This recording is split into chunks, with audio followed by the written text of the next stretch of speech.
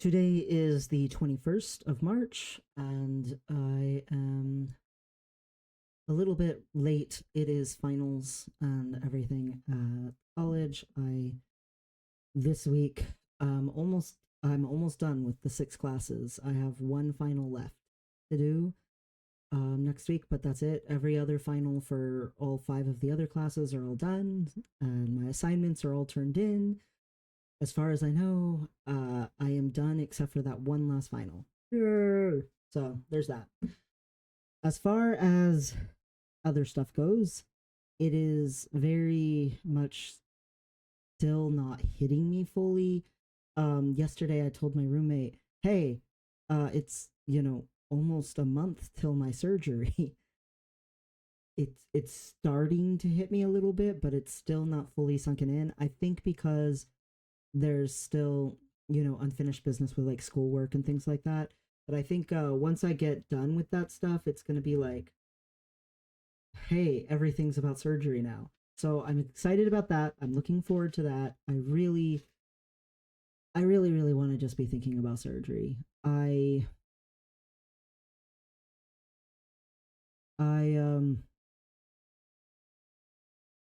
had the report stuff come out and everything for the investigation, and I had to respond to it. I don't know what the final conclusion thing is yet, but it's about to be finalized and then submitted for the big last whatever, hurrah, whatever you want to call it.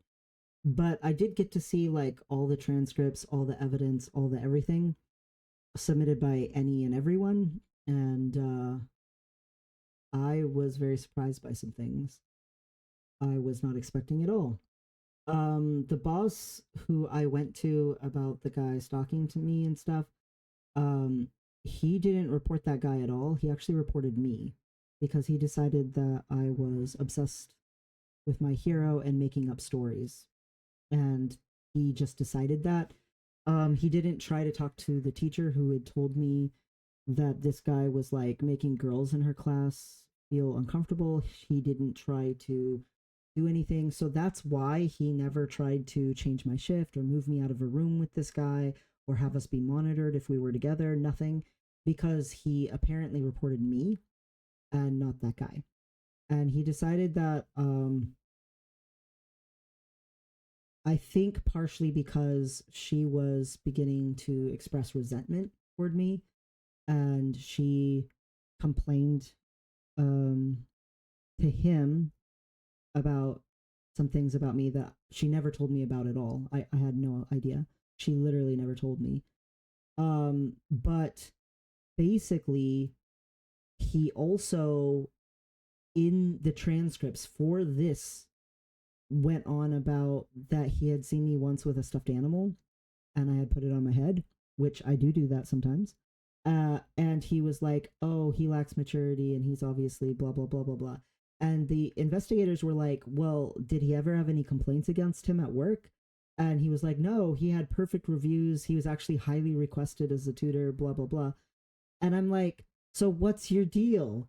Because if a student comes in and say they had wanted help with something and they had like a stuffed animal or a fidget toy or a stim toy, I would not judge them. I would not decide that they lacked maturity or were incapable or whatever. That would be ableist. I would assume they're neurodivergent, they need it, and just carry on and treat them normal. But he apparently was not capable of doing that. And he was like, I don't know what's wrong with kids these days and stuff, and like poking fun at it a little. And I was like, wow, I was not expecting that.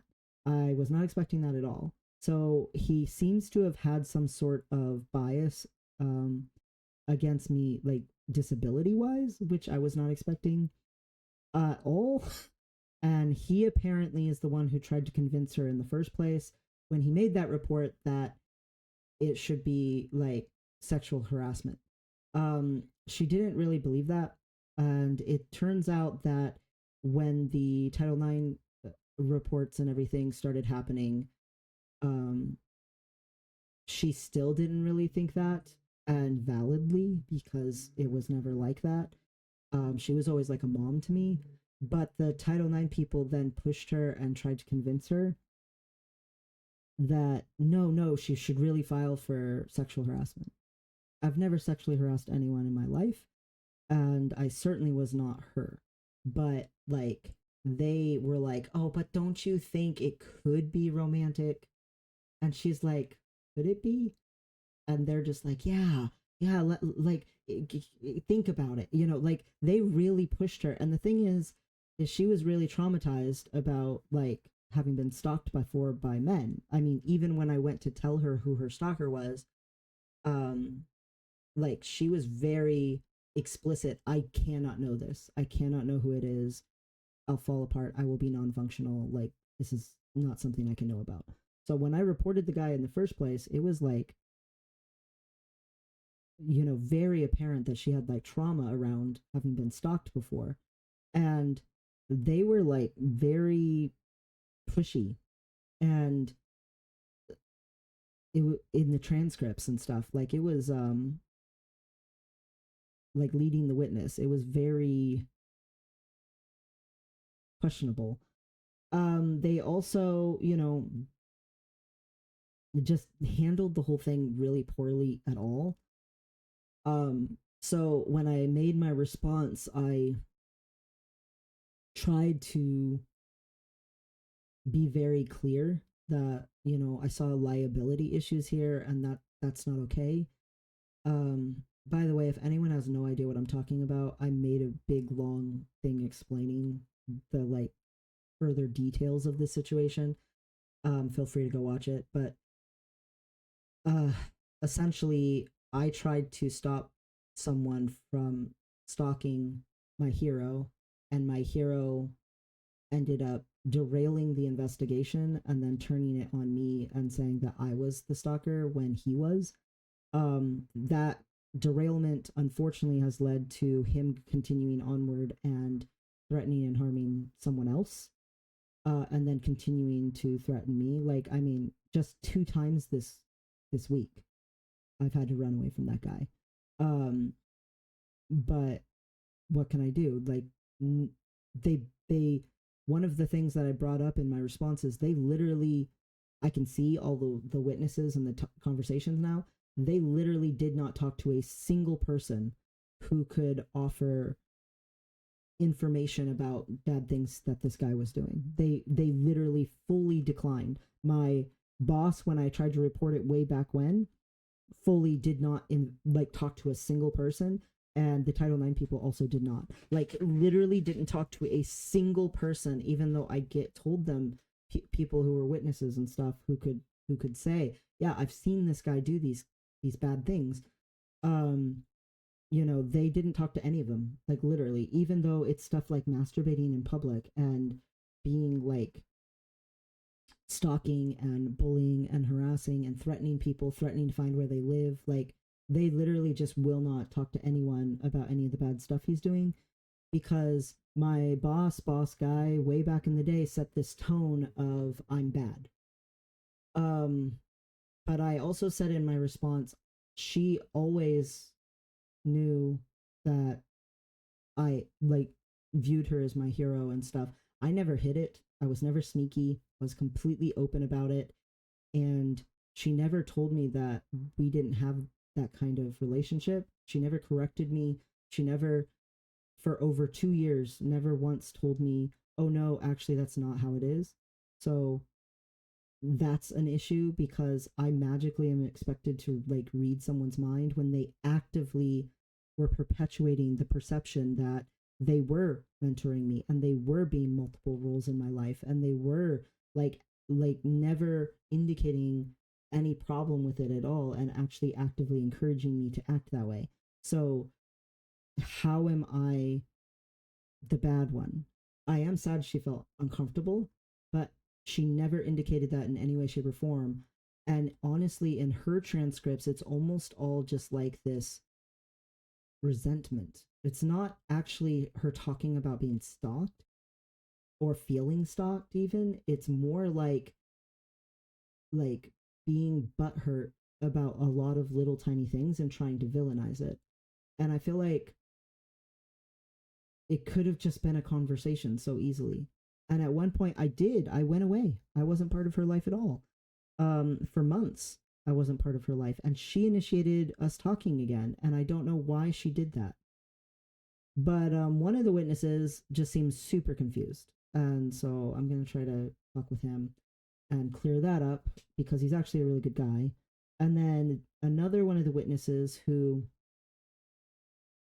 man, she was my advisor at first, and then she became a witness. But like when she went to be a witness, she told me, "Oh yeah, I remember you weren't engaging with her, you weren't talking with her, during when my hero and I were no contact." Well, she's not my hero anymore, but the freaking thing is,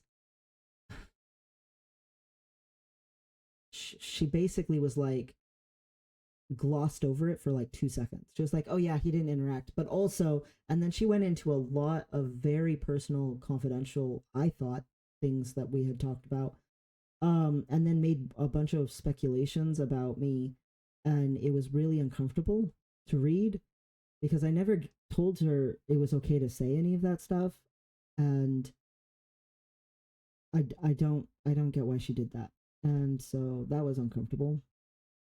Um, but yeah, that's where things are at. Surgery's around the corner. I'm almost done with this quarter, and then I can just focus on all my appointments. It's only a couple of weeks until my big microsurgeon visit with like the labs and everything to check me for, that I haven't been taking drugs or nicotine or anything. Um, my roommate and I are talking about things to prepare for surgery and things we need to have in advance. And this investigation situation is almost done with.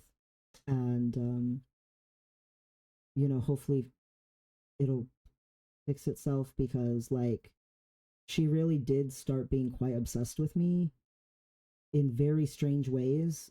Some of the evidence she submitted toward the end was just like literally her lurking on my like social media, like literally just her stare, like taking screenshots of my social media, even though none of it had anything to do with her at all. And she was submitting it as like evidence, and I'm like, why? It was very uncomfortable.